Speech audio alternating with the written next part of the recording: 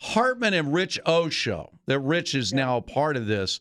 Do you feel good about that, or do you feel like he has something to prove based on what we were able to accomplish a year ago?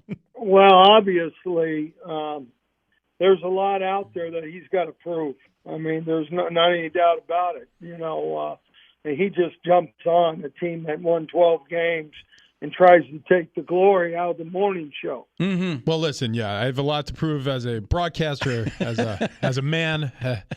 There's a lot of boxes still left to be checked. And that's really what spring feels like for a football team is you're just trying to check as many boxes as possible. It's difficult.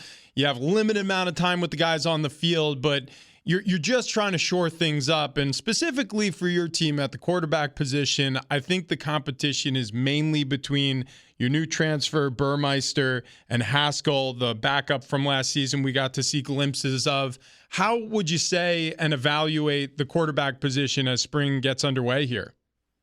Well, number one, Rich, you're exactly right. And it is a quarterback battle, and it's started when winter conditioning started, phase one, how they both compete, within the team runs that we did, the conditioning that we did, how they compete in the weight room, and their leadership, for Brax, he doesn't know a lot of these guys, so he had a lot that he needed to do in the winter to gain their trust and gain, that camaraderie that goes along with it, because your quarterback's got to be a heck of a leader for you on your football team. You got a quarterback who's going to obviously touch the ball pretty much every time, every snap, and I think both those guys right now, Will and Brax, have done a nice job to this point, and it's been good so far. We talked about this plenty throughout last season, that on a team that won 12 games, it would seem bizarre to say that your punter was your most valuable player, but indeed Matt Araiza was that. How do you even try to replace him? I mean, I don't know if you have anybody in your roster that's going to average over 51 yards a punt. Maybe you do. I'm not sure. But how do you compensate for the loss of a player like Matt Araiza? Well, and I think that, Steve, with a lot of positions, now that's specific because he punted, he kicked off, he did all those things. I don't know if you ever replace that entirely. Yeah. But if you had asked me in 2020, would Matt Araiza have this kind of year, I don't think anybody on the team would have thought that. So it says a lot to what he did, his work ethic, the guys surrounding him on that punt team, because they did a nice job, especially the guys, who are triggering down the field and covering the punts. So from that standpoint, I don't know. Jack Browning, I do know, and Colin Hopkins are both guys who are competing. They're working hard. Jack had, obviously played some last year for us, held for us, had a fake field goal for us. But I like his demeanor. He's very similar to what Matt, as far as his work ethic and how he goes about his business. What are you hearing on Cam Thomas, the upcoming NFL draft? You obviously have many players who are eligible and could be taken in this year's draft, but specifically because I was so impressed with his motor, with his capabilities as a pass rusher and a run stopper. The defensive end, who I don't think got enough credit for what he was able to do defensively for you last year, nationally certainly, locally we understood his impact. Do you think he gets drafted high? What's your assessment from what you're hearing from coaches and scouts who are reaching out?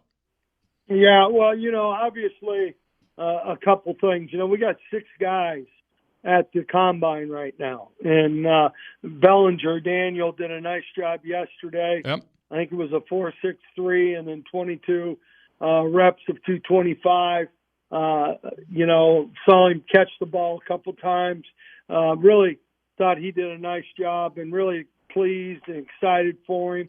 And then Matt's there. Dunkel's there, Zach Thomas is there, and Greg Bell. Cam, I talked to him last week. His workouts were going well, felt good about it. He tweaked his hamstring a little bit, which you hate to see. But other than that, Cam's just going to work his tail off. I mean, he's going to work harder than the guy next to him. And he's going to be the first one out. He's going to be the last one in as far as off the practice field. That's him. And we're excited for him. And, we got to fill his shoes, obviously, but having Keyshawn and Jonah back has been really good for these first 2 days in spring. Coach, the last couple of years have been absolutely crazy for you. I mean, with all the restrictions due to COVID and having to, wait for a new stadium to be built and everything else. Is there a sense right now of normalcy that maybe you haven't felt in a few years? You know what? Probably there's no doubt, Steve. You're not chasing guys around with masks and doing all that. You're back at it. Got people on campus. From a recruiting standpoint, there's, people who can come watch practice and guys that you want to talk to and see face to face.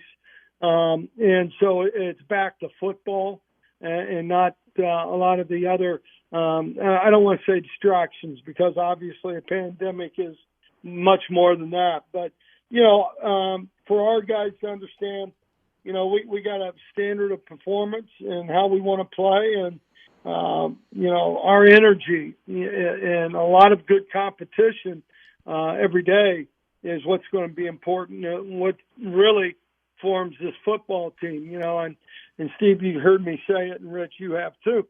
This is a very immature, very young football team. When you look at the offensive line, I like what these guys can be capable of, but we have to develop them. They're really from a fundamental standpoint and techniques, and that position as much as any requires that there's a lot of detail. And Rich, you could speak to that. We got a lot of young guys, and put a lot of pressure on Alama to lead and really lead that room. You got a good one at center there with Uluave. There's no question about it. Excited for his progression with this young group, with the quarterbacks, with this defense that's always been great, and it's all heading to the Dragon. Snapdragon Stadium, debuting on September 3rd against the Wildcats. The full contingent of the Hartman and Rich show will be out there. There you go. I'm glad to be a part of this morning show. 6 months exactly, by the way. No you kidding. have a lot to prove, Okay. Rich. Everybody you have a relax. lot to I think prove it's here. going to go just fine. All right? lot to prove. Relax. Coach, thank you for your time. Hey, how about he comes out with the Dragon? You know what? Actually, yeah, I'll be the stadium mascot. How about that? I'll help out. And the more you can do. Whatever you have to do, Rich, you better contribute big time. Coach, we wish you all the best. We're always here for you. Sounds great, guys, and you do a great job, and hope to see you soon. We will see you soon, Coach. There he is, Brady Hoke, as the Aztecs, getting engaged in spring ball. As he said, a lot of guys are moving on to the next level. Tremendous season last year. They got a lot of young guys, but they also have a lot of young, talented players. This Aztecs program is just building and building and building, getting ready for Snapdragon.